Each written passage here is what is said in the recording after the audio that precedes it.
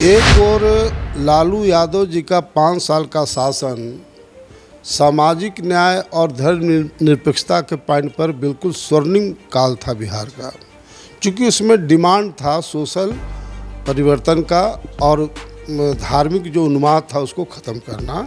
उसमें 5 साल का शासन लालू जी के समय में बहुत ही मैं उसको गोल्डन पीरियड मानता हूँ। उसी तरह से आज़ादी के बाद नीतीश कुमार जी के नेतृत्व में जो 5 साल की सरकार रही, जिसमें काफ़ी डेवलपमेंट हुआ, रोड बना, बिजली आई, सड़कें बनी, हॉस्पिटल का बिल्डिंग बना, स्कूल का बिल्डिंग बना, काफ़ी डेवलपमेंट हुआ। तो नीतीश कुमार जी का 5 साल भी गोल्डन पीरियड के रूप में ही मैं मानता हूँ। अब इस बात का हुआ कि मध्य प्रदेश में जब अपनी सरकार बना लिए तो रातों रात बोलते हैं लॉकडाउन लॉकडाउन लॉकडाउन। अरे भाई, आप तानाशाह हैं क्या कि ये छोटी पार्टी को लेकर के आप कोई परिवर्तन नहीं कर सकते हैं। सब लोग मिल करके एक नया दल बिहार में बनावें, जिसमें जो दोनों धाराओं के विपरीत ये पहला धारा बिहार में बने, और उसी के लिए हम काफ़ी कोशिश कर रहे हैं। बिहार की राजनीति में कई जानकार लोग हैं जो ये दावा करते हैं कि वो इस राजनीति के नब्ज़ को पकड़ते हैं, लेकिन बिहार की राजनीति में जितनी धूप छाँव नागमणि कुशवाहा जी ने देखी है उतनी शायद ही किसी और ने देखी है। और इसीलिए आज हम इनके पास आए हैं। कोरोना काल चल रहा है, चुनाव का संक्रमण भी साथ साथ बढ़ रहा है।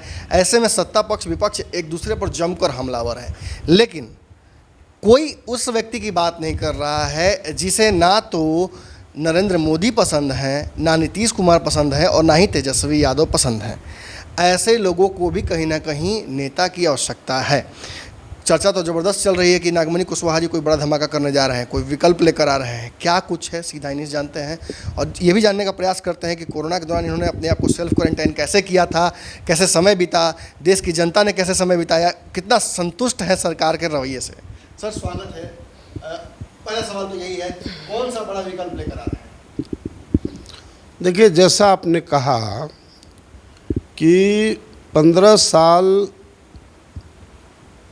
लालू जी के नेतृत्व में जो आरजेडी की सरकार रही और बाबू नीतीश कुमार जी के नेतृत्व में एनडीए की सरकार रही, नीतीश कुमार जी के नेतृत्व में, ये दोनों लोगों से बिहार की आम जनता बिल्कुल त्रस्त हो गया है।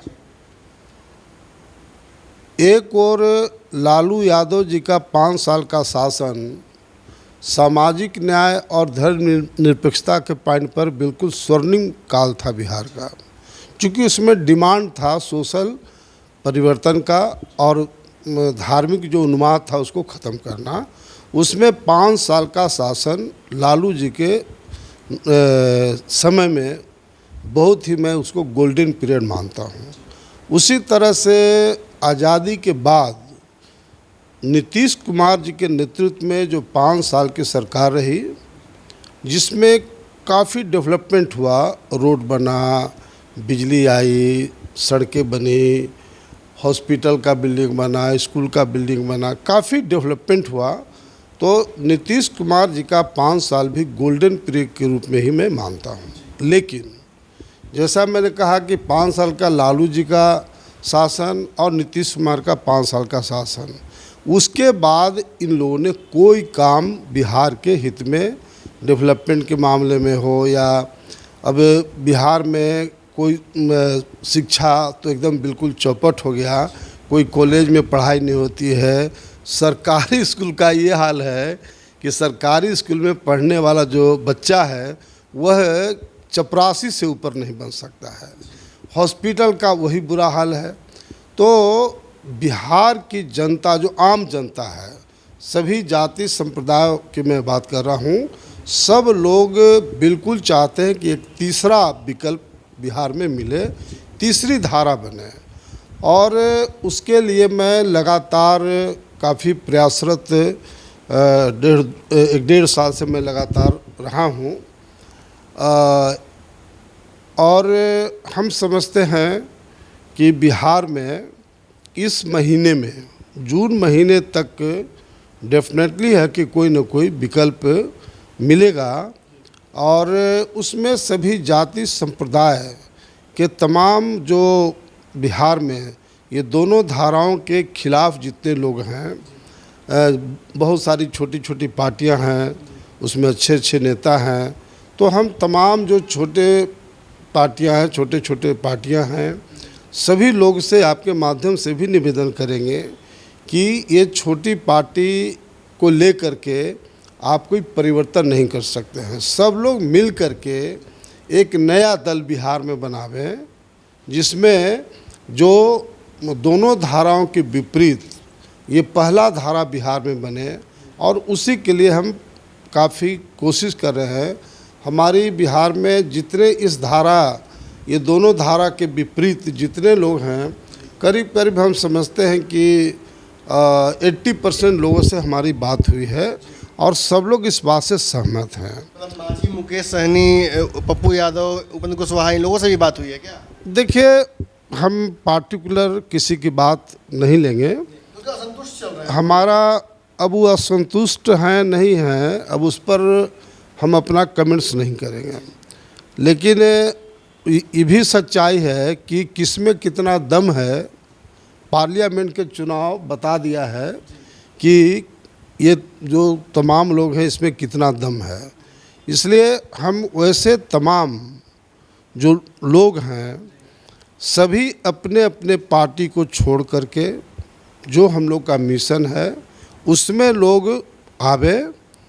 और चूँकि बीजेपी एक ऐसी पार्टी है जो मास्टर है कि किस तरह से देश का शोषण करे।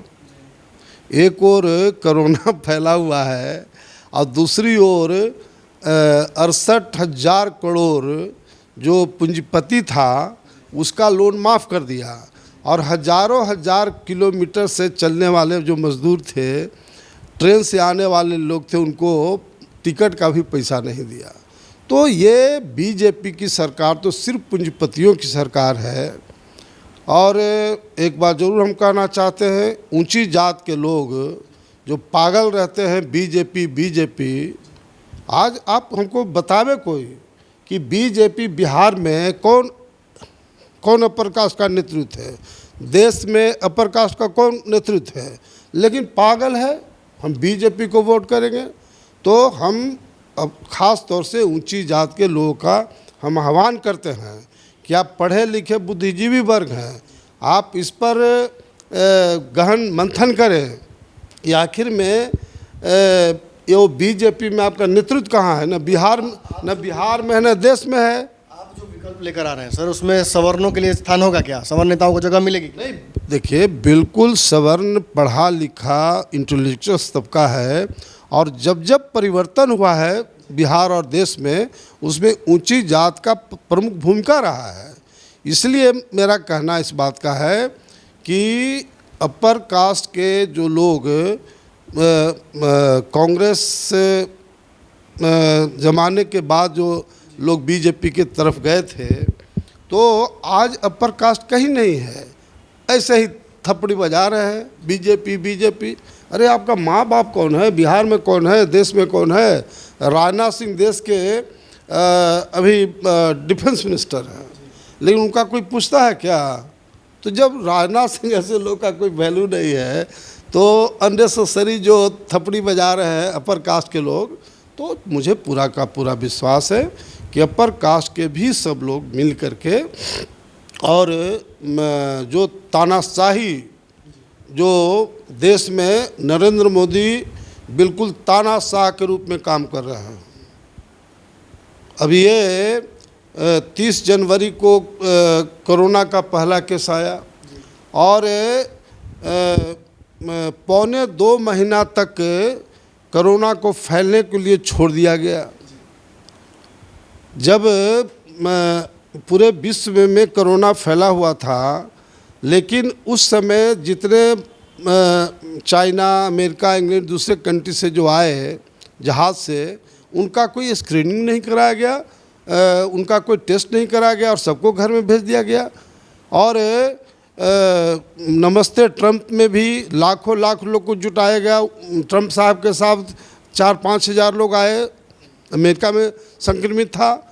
और जब हद इस बात का हुआ कि मध्य प्रदेश में जब अपनी सरकार बना लिए तो रातों रात बोलते हैं लॉकडाउन लॉकडाउन लॉकडाउन। अरे भाई, आप तानाशाह हैं क्या? 1.25 महीना आपने कोई कार्रवाई नहीं किया और देश के तमाम नागरिकों को अपने घरों में कैद करने का आपने काम किया। और आश्चर्य इस बात का है कि 24 मार्च को इन्होंने अनाउंस किया था, उस दिन मात्र 10 लोग भारत के पैमाने पर मरे थे और मात्र 500 समथिंग संक्रमित थे। उस दिन आपने लॉकडाउन का निर्देश दिया। आज के तारीख में करीब 7,500 के आसपास पूरे देश के पैमाने पर लोग कोरोना से मरे और करीब 2.25 लाख लोग संक्रमित हैं। तो आज के तारीख में लॉकडाउन ख़त्म करने का क्या औचित्य है? ये साबित करता है कि नरेंद्र मोदी की सरकार ने और नीतीश कुमार की सरकार ने बिल्कुल लॉकडाउन जो किया था बिल्कुल गलत था। और पूरे भारत के लोगों का बिजनेस ख़त्म हो गया, फैक्ट्रियां बंद हो गई।